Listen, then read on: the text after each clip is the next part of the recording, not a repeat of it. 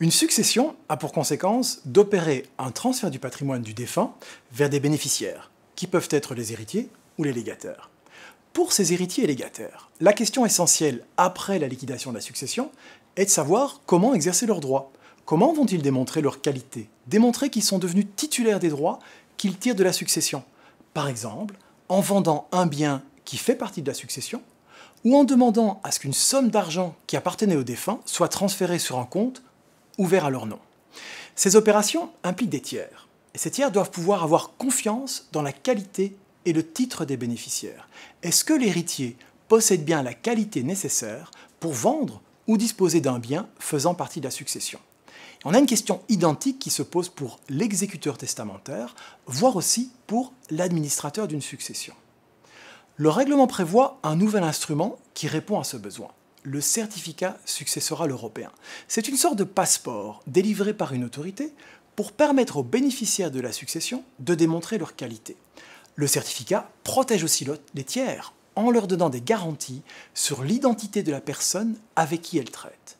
Le certificat est un instrument optionnel.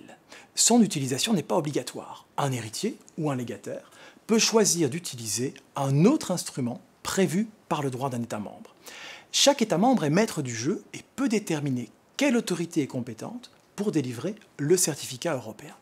Et lorsqu'il est délivré, ce certificat peut être utilisé dans tous les États membres sans devoir passer par une procédure particulière pour démontrer la qualité d'héritier ou de légataire et ainsi protéger les tiers qui sont en relation avec ces personnes. Le certificat successoral européen, autrement dit le CSE, constitue indiscutablement une des innovations majeures du règlement européen sur les successions internationales. Il s'agit d'un instrument autonome d'établissement de la preuve des qualités des héritiers et autres personnes intéressées par la succession qui a vocation à s'appliquer aux successions présentant un caractère international. Un ressortissant italien décède à Strasbourg, lieu de sa résidence habituelle, en mai 2016. Il possède des biens en France et un bien immobilier en Italie.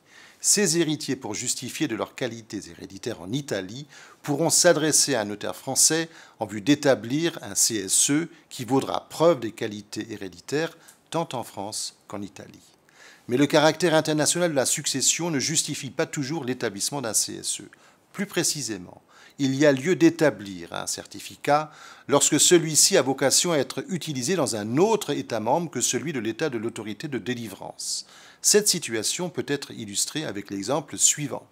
Un ressortissant allemand décède à Paris, lieu de sa dernière résidence habituelle, au mois de mai 2016. Par testament établi devant un notaire allemand en octobre 2015, il a soumis sa succession à la loi allemande. Il a légué à son fils unique, qui habite également à Paris, ses biens de Paris ainsi que son appartement à New York.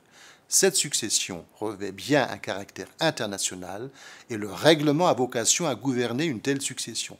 Mais la situation ne commande pas l'établissement d'un certificat. En effet, l'État de New York est un État tiers. Il n'existe pas de bien dans un autre État membre de l'Union européenne et l'héritier réside en France. Le notaire français établira dans ce cas un acte de notoriété.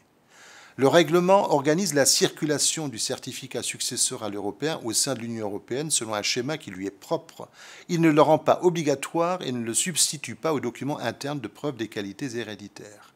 Le notaire chargé de régler la succession devra dès lors rechercher pour les héritiers la solution la plus rapide et la moins onéreuse. Prenons un exemple. Un ressortissant allemand a pu justifier de ses qualités héréditaires en Allemagne avec son seul testament authentique. Il possède un bien immobilier en France. La pratique a montré qu'il était dans ce cas plus efficace et moins onéreux de faire établir en France un acte de notoriété. Un mot enfin sur la procédure d'établissement d'un CSE. Le notaire, lorsqu'il aura été désigné comme autorité compétente, devra prendre l'habitude de procéder à la vérification de sa compétence. Celle-ci a été alignée sur les règles de compétence juridictionnelle.